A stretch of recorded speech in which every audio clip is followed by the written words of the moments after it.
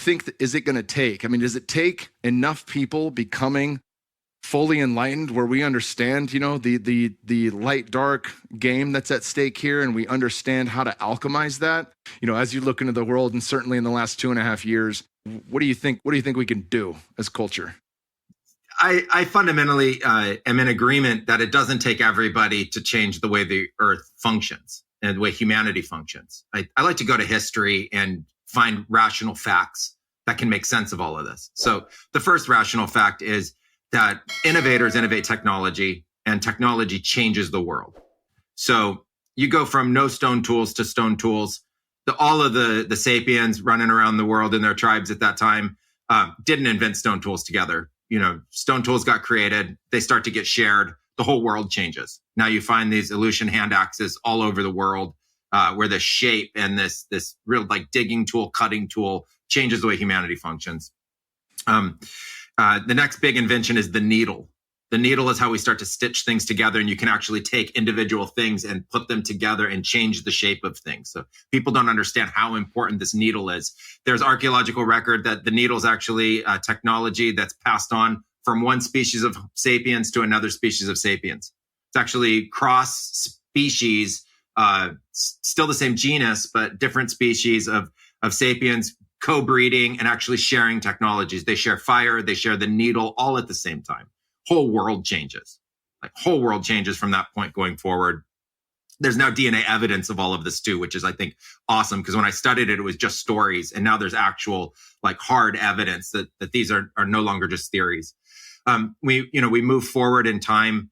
The industrialized world comes around the use of machines. It's harnessing nature's energy to change the world. The whole world changes. So that the ability to do that comes from 1, 2, 3, 4, 5, 6 thinkers at a time. There are these innovators who are thinking outside the box.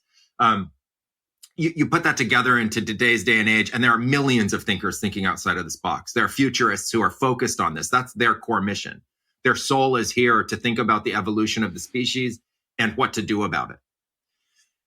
They're going to do something about it, whether anybody likes it or not. You cannot put that genie back in the bottle. Human creativity is going rampant now. It's wild. There's global cross-sharing through digital means all the time. The mind share is incredible. People are now using VR and AR as a means of experiencing that mind share. They're cross-collaborating. Not just you have to move physically from one laboratory to another to do this, or one part of the world to another. Technology is bridging all of this together. So we only need a few innovators who understand what needs to change to be able to invent the technologies that actually get us moving. And I just saw an interview with Elon Musk where he's talking about, how now every major car company is producing electric vehicles. He started that. He decided to do his own thing, and that puts such a competitive pressure on the industry that the industry is starting to change direction. And now we're seeing, mass SUVs that are going to be electric.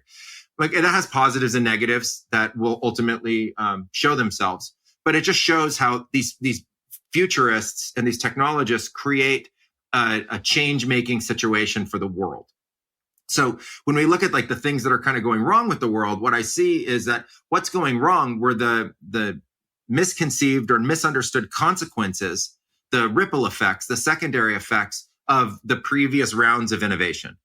And I think what's getting really interesting right now in the convergence of AI with computer modeling, with as much data as there now is on how the technologies have created these ripple effects, that we can actually start modeling the outcome of our inventions, right? We didn't have that capacity before. Before we were just inventing into the blind.